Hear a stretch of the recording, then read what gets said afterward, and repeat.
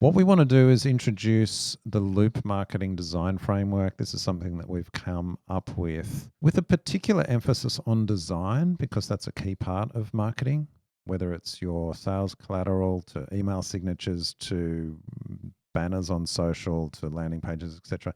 There's a very strong design focus. And so what we've done is said, look, let's make design front and center kind of the category that we're looking around. And then how does that fit in to the loop marketing concept? So we do have this framework. We're going to touch on it now and just walk through some of the stages. And if you're watching on YouTube, you'll be able to see this.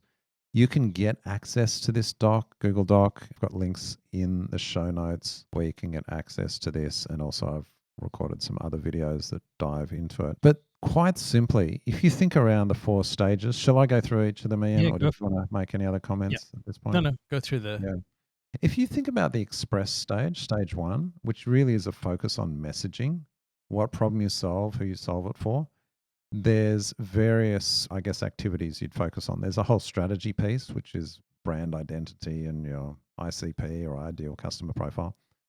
There's a lot around data, and we should talk about that. It's a very important piece to it, getting your data right. But then when it comes to design, this is all your logos and style guides and slide decks and everything from Zoom backgrounds to business cards, right? This is about expressing who you are. When you think about stage 2, Tailor, which is really a focus on content, it's all those standard items, websites, landing pages. I think a real time for smart content to shine because this is all about personalizing your content. And then, of course, videos, social profile banners. And then when you get to Amplify, that's really where email templates and newsletters and social posts and trade show booths and bus shelters and all things come in, various formats about getting your message out there.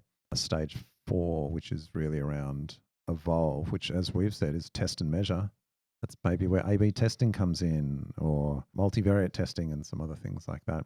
We have other, I guess, ways to dig into this. There's a whole lot of AI tools. We're going to chat about some of those next.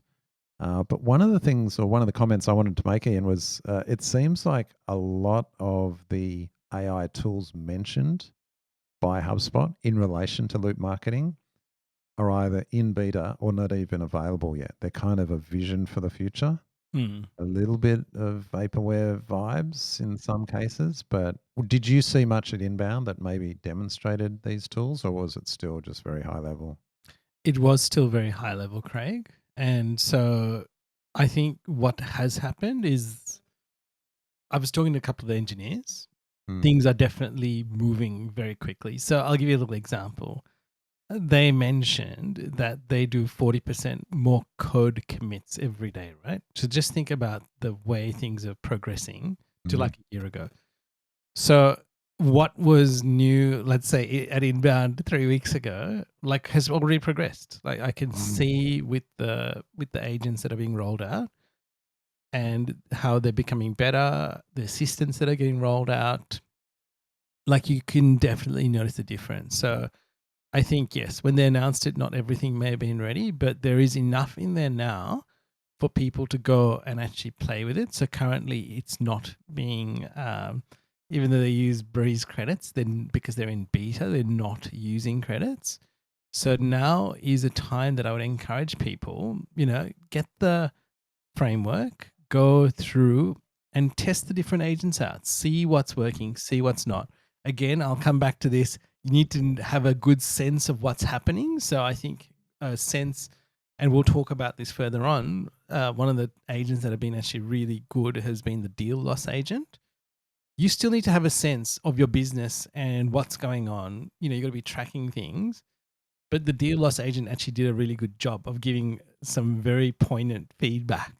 So, but we'll come to that. So, but I want to just say, have a mindset of testing and measuring stuff today. And as the weeks go on, it'll just get better. It's probably worth at this point talking about data, the importance of Yes. clean data. And one of the things we've done in the framework is we've actually said data cleanup. We've Yes. actually put it at every stage. It's probably the only thing we've put at every stage because data is so important and it's a Yeah. continual process. I think part of the problem is there's been indications that data can be cleaned up easily using Operations Hub. That's now been rebranded to Data Hub. Yes. Big improvement, by the way, much better name, I think. But this idea that data can be easily cleaned up is a bit of a misnomer. It's hard work and it's a continual process. Even things as simple as merging contacts is an ongoing process. There's no way to automate that, no matter, well, in practice. I think in theory they say, oh, you can automate it using these tools. In practice, I think it's a manual thing. And some of our clients have thousands of contacts they've got to merge, and they've tried to just use some automated pieces, and it's actually reduced data quality. So there's a very big piece here that shouldn't be underestimated around data. And to your point about using the deal lost agent, it's like, well, if you haven't got the data in there, or it's not in the format, consistent across reps and all that kind of, how's an agent going to fix that for you? Mhm. So getting the data right is fundamental, foundational.